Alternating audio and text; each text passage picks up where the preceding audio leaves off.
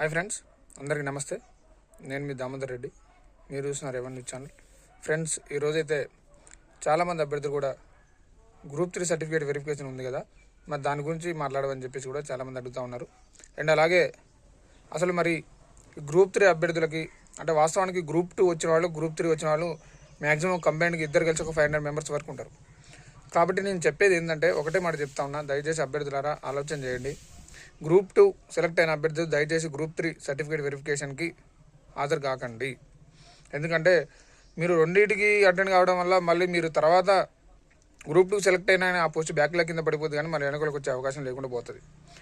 కాబట్టి group 2 and group 1 select అయిన అభ్యర్థులు గ్రూప్ 3 సర్టిఫికేట్ వెరిఫికేషన్కి హాజరు కాకండి. అండ్ అలాగే ఇంకోటి కూడా ఇక్కడ మనకి ఏం పడతామంటే వాస్తవానికి గ్రూప్ 1 సంబంధించి కూడా స్పెల్ అనేది ఇప్పటికే 3 సార్లు వాళ్ళు చేయడం జరిగింది. ఎందుకంటే ఫస్ట్ స్పెల్ అయిపోయింది, రెండో స్పెల్ అయిపోయింది, మూడోసారి కూడా సర్టిఫికేట్ వెరిఫికేషన్ కోసం కొంతమంది పిలవడం జరిగింది. అంటే మేబీ వాళ్ళు బ్యాక్లాగ్ కింద ఉన్నారేమని చెప్పేసి అట్లా పిలుస్తున్నారు. కాబట్టి నాకు తెలిసి గ్రూప్ 2, గ్రూప్ 3లో కూడా అట్లాంటి అవకాశం ఉంటుంది. కాబట్టి బ్యాక్లాగ్ పోస్టులు పడే అవకాశం అయితే ఉండదు.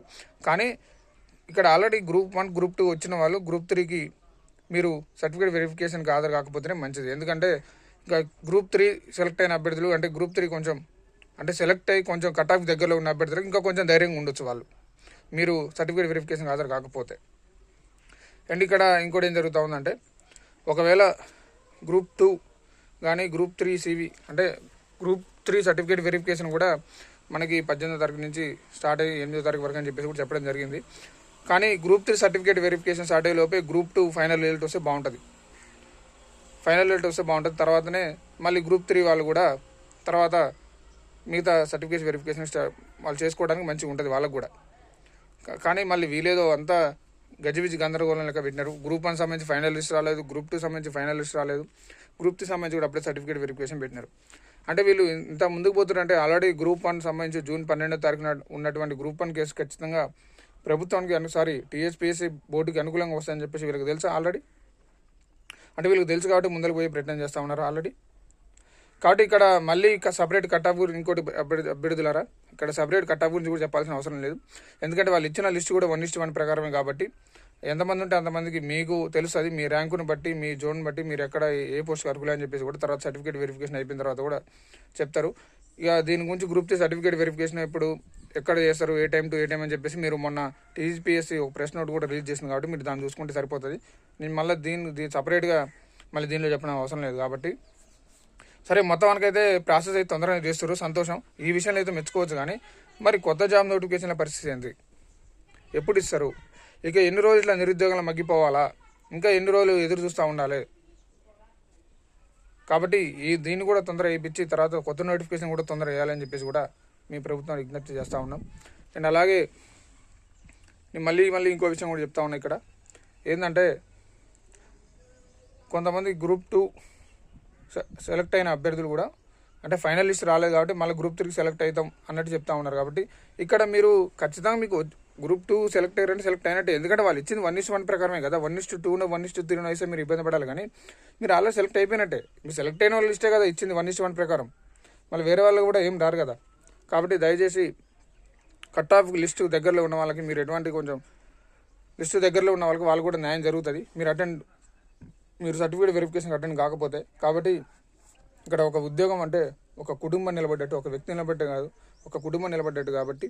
కాబట్టి మీరు కూడా అర్థం చేసుకోవాలని చెప్పేసి కూడా నేను వీడియో ముఖంగా తెలియజేస్తా ఉన్నా. ఎందుకంటే మీకు కూడా తెలుసు నిరుద్యోగుల బాధ ఎంత కష్టపడతా ఉన్నారో, ఎంత చదువుతూ ఉన్నారో. అశోక్ నగర్లో కానీ, దిల్సుఖ్ నగర్లో కానీ ప్రతి ఒక్క నిరుద్యోగి కూడా తిండి నిద్రాలను మానేసి కూడా ప్రతి ఒక్కరు కూడా చాలా కష్టపడుతూ ఇటు సరిగా తినకుండా చాలా ఇబ్బంది పడుకుని చదువుతూ ఉన్నారు. కాబట్టి మీరు కూడా ఆల్రెడీ వచ్చిన వాళ్ళు అంటే గ్రూప్ 2 అని గ్రూప్ 1 వచ్చిన వాళ్ళు గ్రూప్ 3 సర్టిఫికేట్ వెరిఫికేషన్కి వెళ్ళకుండా ఉంటే బాగుంటుంది. ఎందుకంటే కింద ఉన్న వాళ్ళకి కూడా జాబ్ వచ్చే అవకాశం ఉంటుంది. అండ్ అలాగే కొత్త నోటిఫికేషన్ల గురించి అయితే మరి గ్రూప్ 2 గ్రూప్ సంబంధించి అయితే మరి కొత్త నోటిఫికేషన్ రావాలంటే మళ్ళీ మేబీ ఈ ప్రాసెస్ అంతా అయిపోయిన తర్వాతనే గ్రూప్స్ నోటిఫికేషన్ ఇస్తాడేమో అని చెప్పేసి అనిపిస్తూ ఉంది. సరే, అవి ఇవ్వకుండా సరే కనీసం GPO పోస్ట్ అయినా పోలీస్ నోటిఫికేషన్ ఏదైనా ఇవ్వచ్చు కదా. మరి ఎందుకు వీళ్ళు ఇంత ఘనంగా చేస్తున్నా, ఇంత ఘనంగా పోరాడుతున్నా, చేమ కుట్టినట్టు కూడా లేకుండా, ఏం ఇబ్బంది లేకుండా, ఏది లేకుండా అసలు ఏమీ మాట్లాడలేదు జాబ్ నోటిఫికేషన్ గురించి. అన్నిటి గురించి మాట్లాడుతున్నా కానీ ఉద్యోగ నోటిఫికేషన్ గురించి మాట్లాడట్లేదు. వాస్తవానికి నేను కూడా కొంచెం వచ్చి ఏదో నా ప్రయత్నంగా ఉద్యమం ఏదో ఒకటి మూమెంట్ స్టార్ట్ చేద్దాం అనుకున్నా కానీ కొంచెం ఇక్కడ నా హెల్త్ కూడా బాగాలేకపోవడం వల్ల నేను కూడా కొంచెం ఆగాల్సి వస్తుంది. కానీ ఖచ్చితంగా మొదలు పెడదాం, స్టార్ట్ చేద్దాం.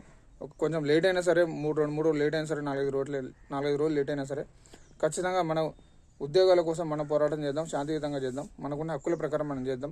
ఎందుకంటే వాళ్ళు ఇచ్చిన మాట ప్రకారం మనం అడుగుతున్నాం. ఇక్కడ ఏదో కొత్తగా గొంతమ్మ కోరిక కాదు. కాబట్టి ఖచ్చితంగా నేను మళ్ళీ వస్తా.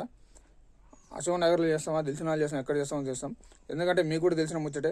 అశోక్ నగర్కి ఉద్యమాన్ని పరిచయం చేసిందే నేను వాస్తవానికి. ఎందుకంటే Group 2 టైంలో మీకు కూడా తెలిసిన ముచ్చటే. ఇక మళ్ళీ చెప్పుకున్న కొద్ది పాత చింతకాయ పచ్చి లెక్క అవుతుంది. కాబట్టి ఖచ్చితంగా చేద్దాం. నా 3-4 రోజులు లేట్ అయినా, ఎందుకంటే కొంచెం వాస్తవానికి నా హెల్త్ కూడా కొంచెం మేబీ కొంచెం టైఫాయిడ్ వల్ల కొంచెం నీరసంగా ఉంది. ఎందుకంటే ఇప్పుడు నేను ఆరోగ్యంగా ఉంటేనే కదా కొంచెం తర్వాత చేయడానికైనా, కొంచెం అందరిని కలవడానికైనా, మొబిలైజ్ చేయడానికైనా, ఏదైనా చేయడానికైనా సహకారంగా ఉంటుంది. కాబట్టి ఈలోపు మీరు కూడా సిద్ధంగా ఉండండి ఉద్యమానికి. ఈలోపు మీరు కూడా ఏం చేస్తారంటే లైబ్రరీలో ఉన్న వాళ్ళు మొబిలైజ్ చేసే ప్రయత్నం చేయండి. ఇక స్టార్ట్ చేద్దాం మూమెంట్ కూడా. డిస్ట్రిక్ట్ లైబ్రరీల వాళ్ళు కానీ, సెంట్రల్ లైబ్రరీలు కానీ, ఎక్కడ లైబ్రరీ వాళ్ళు కొంచెం మొబిలైజ్ చేసుకునే ప్రయత్నం చేయండి. ఎవరికి వారు ఒకరు ఇనిషియేట్ తీసుకోండి. లైబ్రరీకి ఒకలాగా ఇనిషియేట్ తీసుకొని వాళ్ళు మొబిలైజ్ చేసుకుంటూ ఇక సిద్ధంగా ఉండండి కొంచెం వాళ్ళని రెడీగా ఉంచండి. ఏం చేయాలని చెప్పేసి కూడా మనం ప్లాన్ చేసి ఖచ్చితంగా నెరవేర్చే ప్రయత్నం చేద్దాం. ఇది ఈరోజుకున్న వీడియో అయితే.